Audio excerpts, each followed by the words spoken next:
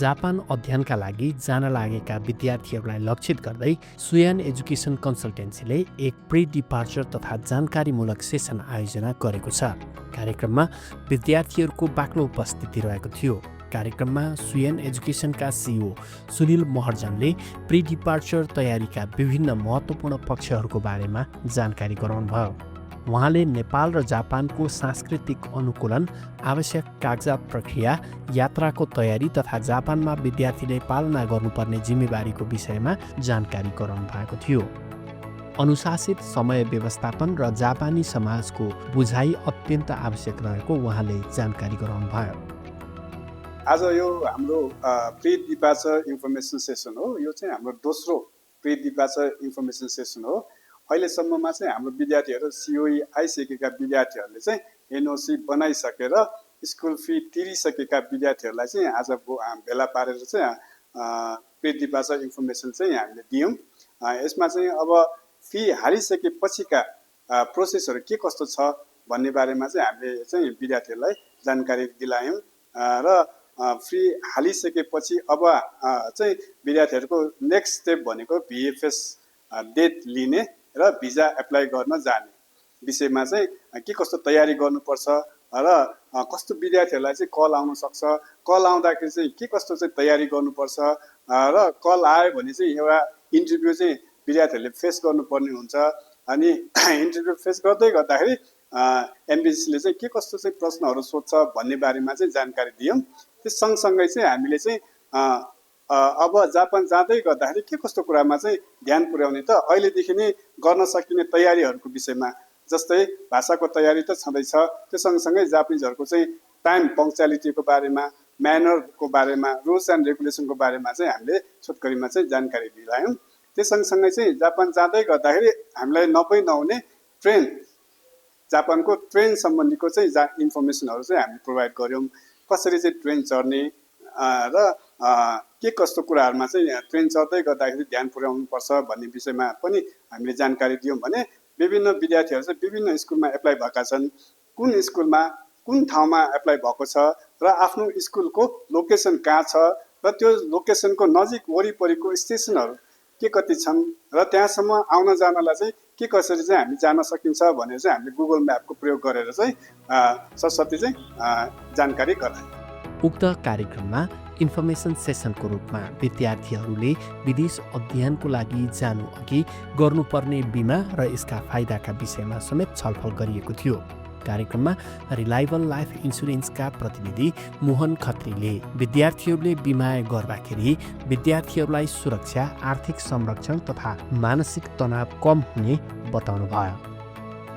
नमस्कार, म Mohan Khatri, reliable life insurance. म चाहिँ ज्ञानेश्वरबाट। विशेष गरी अहिले यो मैले गरिरहेको काम चाहिँ जापान जाने भाइ बहिनीको लागि चाहिँ उहाँहरूको प्यारेन्ट्सले चाहिँ 15 लाख रुपियाँ, 15-16 लाख, 17 लाख रुपियाँ उहाँहरूको इन्भेस्टमेन्ट गर्दै गर्दा त्यसको प्रोटेक्सन केही पनि नभएको, जापानमा पनि इन्सुरेन्स चाहिँ हुन चाहिँ, तर त्यो हुँदै गर्दाखेरि चाहिँ त्यसको मेडिकल इन्सुरेन्स मात्रै हुने जापानमा चाहिँ, नेपालमा चाहिँ यसको प्रोटेक्सन चाहिँ केही पनि नहुने भएको हिसाबले चाहिँ मैले सानो एउटा टर्म प्रोडक्ट हामीले इन्ट्रोड्युस गरेका छौँ जापान जाने भाइ बहिनीको लागि चाहिँ।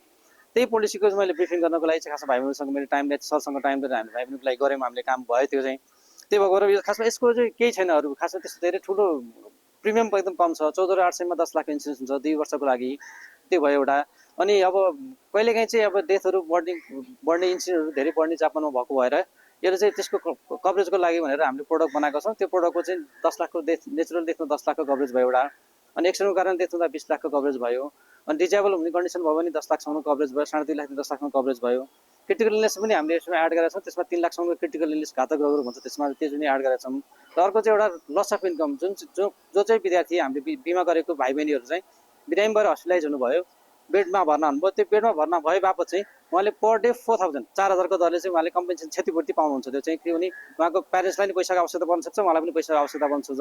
यिनै कुराहरूलाई चाहिँ कभरेज गर्नको लागि हामीले त्यो प्रोडक्ट बनाएको छौँ बनाउनलाई चाहिँ। त्यसपछि हामीले अहिले मैले गरिरहेको हामीले कन्सल्टेन्सीहरूमा यिनै कन्सल्टेन्सी भेरियस कन्सल्टेन्सी काम गरिरहेका छौँ। पोलिसीहरू पनि हामीले नम्बर अफ पोलिसी राम्रै कलेक्सन गरिरहेछौँ।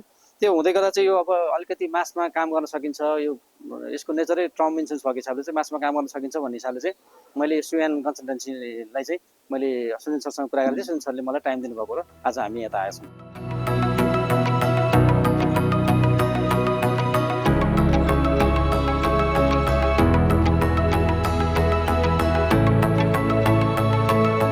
नमस्ते, म आयुष नेउपाने एसयुएन एजुकेसनको एउटा विद्यार्थी। म झापाबाट जापानिज ल्याङ्ग्वेज पढ्नको लागि भनेर यहाँ आएको छु। यहाँनिर एउटा जापानको फुजी इन्टरनेसनल ल्याङ्ग्वेज स्टुडेन्टमा म सेलेक्ट भएर राम्रोसँग सिओई पनि आयो। त्यहीसँगै प्रोसेस पनि अगाडि बढ्यो। त्यत्तिकैमा 6 तारिक मार्च 6 मा मेरो भिएफएसको डेट थियो। त्यहाँनिर प्रोसेस सुरु भयो। त्यस पछाडि एम्बेसीबाट कल पनि आएन र अहिले भिसा पनि आएको छ। त्यही भएर म यो पुरै सुएन एजुकेसनको टिमलाई धन्यवाद दिन चाहन्छु। यदि तपाईँहरू पनि यदि जापान एप्लाई गर्नको लागि राम्रो कन्सल्टेन्सीको खोजीमा हुनुहुन्छ भने कुमारी पार्टी ललितपुरमा रहेको सुएन एजुकेसनमा आउनुहोला। धन्यवाद।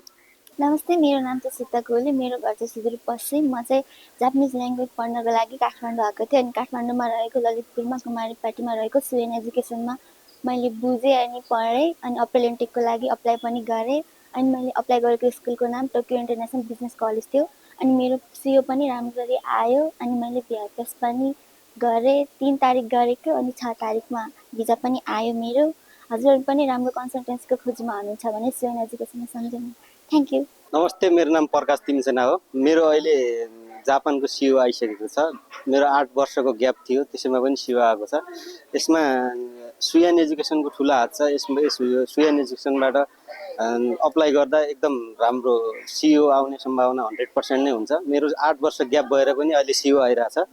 यसको लागि म मेरो साथीभाइ र आफन्तलाई म सुएन एजुकेसनमा आउनलाई इन्भाइट गर्न चाहन्छु। हेलो, नमस्ते। म चाहिँ 1 वर्षदेखि सुएन एजुकेसनमा पढिरहेको छु। यहाँको इन्भाइरोमेन्ट वातावरण चाहिँ एकदम राम्रो छ। म चाहिँ अब अहिले स्टुडेन्टको लागि गरिरहेको हो। लगभग मेरो 7-8 वर्ष जति नै ग्याप थियो। त्यसको बावजुद पनि अब यता सिओ आयो अनि भिजा पनि लाग्यो। एकदम राम्रो छ यताको वातावरण। सेन्सेहरू पनि एकदम राम्रो हुनुहुन्छ। तपाईँहरूको पनि कसैको ग्याप छ अथवा 7-8 वर्ष ग्याप छ भने यहाँ सुएनमा कन्ट्याक्ट गर्नु होला। कुमारी पार्टी हो हाम्रो लोकेसन चाहिँ। नमस्कार, मेरो नाम कमल कटायत। म चाहिँ रुकुमदेखि आएको। म चाहिँ जापानी ल्याङ्ग्वेज पढ्ने भनेर काठमाडौँ आएको थिएँ। मलाई चाहिँ मेरो एउटा साथीले चाहिँ कन्भिन्स गरेर चाहिँ सुएन एजुकेसन चाहिँ राम्रो छ भनेर चाहिँ उसले भनेको थियो। त्यहीको थ्रुबाट आएको। अनि 2-3 दिन बुझ्न आएको थिएँ। एकदम यहाँको सेन्सेहरू चाहिँ एकदम राम्रो लागेर चाहिँ म चाहिँ यहीँ कन्भिन्स भएर लगभग 8 महिना जति पढेँ। पढिसकेपछि यहीँबाट मैले चाहिँ जापानको टोकियोमा जापानिज ल्याङ्ग्वेज स्कुलमा चाहिँ एप्लाई गरेँ। त्यो चाहिँ मेरो ड्रिम स्कुल हो। अनि त्यहाँको सिओ पनि आइसक्यो। अब सिओ आएर चाहिँ मेरो चाहिँ डकुमेन्टको प्रोसेस भइसकेर मेरो यहाँ एमबिसीमा डकुमेन्ट गइसकेको छ। अब 2-3 दिनमा मेरो भिजा पनि आउँछ होला। यहाँको चाहिँ गाइडेन्स सेन्सेहरूले चाहिँ एकदम राम्रो गर्नुहुन्छ। तपाईँहरूलाई पनि जापानिज पढ्न मन छ, केही कुरा बुझ्नु छ भने चाहिँ कुमारी पार्टीमा रहेको सुएन एजुकेसनमा आएर चाहिँ सम्पर्क गर्नुहोला। एकदम राम्रो छ यहाँको वातावरण। पढाउने शिक्षकहरू पनि एकदम अनुभवी हुनुहुन्छ। जापान बसेर आउनुभएको हो अनि एकदम राम्रोसँग गाइड गर्नुहुन्छ। केही पऱ्यो भने यहाँ आएर चाहिँ काउन्सिलिङ गरेर जाँदा हुन्छ। नमस्ते।